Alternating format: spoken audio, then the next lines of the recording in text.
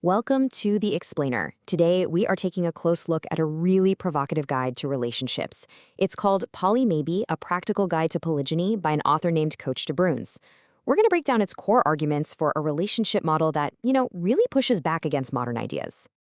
And right from the very beginning, the author does not hold back. This quote really sets the tone. The guide frames polygyny as, well, more than just a relationship style.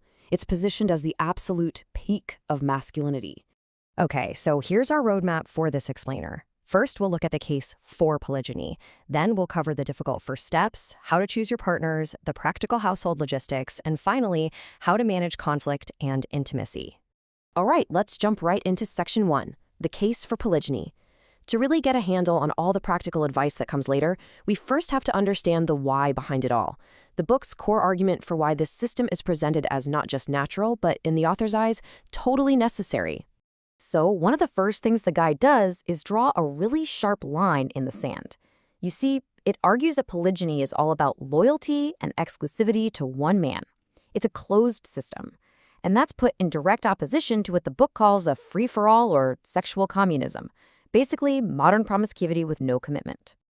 And the whole argument really comes down to this one central idea, that men and women have these conflicting natural mating strategies.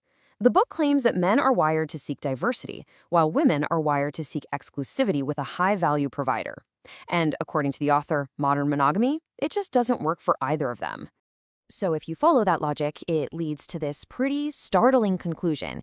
The text actually claims that monogamy is, quote, in essence anti-man because it tries to assert the feminine imperative onto the masculine. Because of that, the author advises men to just never agree to it right from the start. Okay, so that raises a big question, right?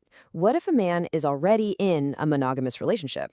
Well, the guide lays out a very direct, some might even say uncompromising approach for making that transition. The book breaks it down into this clear 3-step process. First, always tell your wife. No secrets. The author says secrecy is actually worse than the fight you'll have. Second, don't blame her. The desire for more wives is presented as the man's responsibility. And third, act decisively. The advice here is not to ask for approval, but to state your intention to marry again, whether she agrees or not. And this leads to a really critical point in the book's whole philosophy. What if the first wife leaves? The guide says the man has to have an abundance attitude, believing that plenty of other women would be happy in this arrangement. So the risk of losing that first wife is presented as, well, an acceptable possibility. All right, so once the decision is made, how do you choose your partners? This is section 3, and the guide gets super specific, laying out detailed criteria for both the man and the women who might want to be part of this kind of family. So, what should a man look for in a new wife according to the guide? Well, the list is pretty clear. A submissive attitude, someone from a patriarchal culture, and not from an individualistic one like the US or the UK. She should be religious and chaste, and not a so-called flighty woman with a lot of close male friends.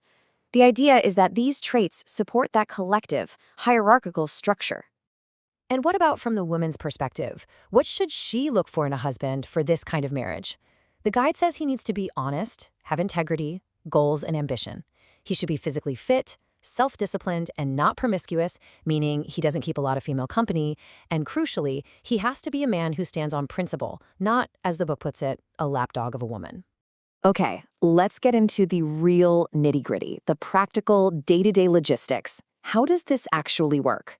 The book gets very specific on managing finances, time, and, of course, the big one, the living situation.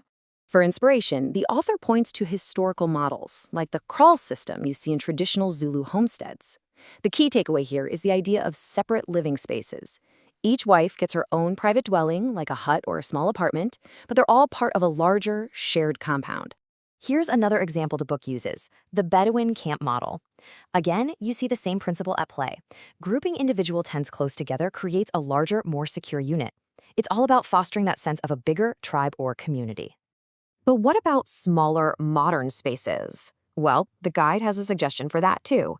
It shows how you can use simple things like curtains instead of permanent walls.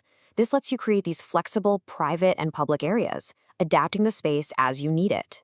Okay, and that brings us to our final section, managing conflict and intimacy. This is where the guide really gets into the unavoidable challenges. You know, things like jealousy, disputes, and the rules of engagement for a marriage with multiple partners. The book puts a huge emphasis on what it calls sexual hygiene. It's presented as absolutely non-negotiable. The rules are very specific. Men should be circumcised. They need to wash thoroughly after sex with each wife. The book says to never carry the remnants of one wife over to another. It also advises abstaining from sex with a menstruating wife and says women must report any infections immediately. This is all framed as the foundation of health and respect in the family. So, what's seen as the biggest obstacle to this kind of family? Well, the author points directly at feminism, calling it a disease of the 21st century that has, in the book's words, rendered many women unfit for marriage. The argument is that it undermines the male authority that the guide says is essential for polygyny work. And when it comes to resolving conflict, the guide is very clear. The husband is positioned as the final authority. So, for example, if a wife becomes, quote, disobedient, the advice is for the husband to withdraw financial support. The book's reasoning is, if a woman wants to live her life for herself, then she should be by herself. It's all about reinforcing the group's agenda over an individual's. So, what are we to make of all this?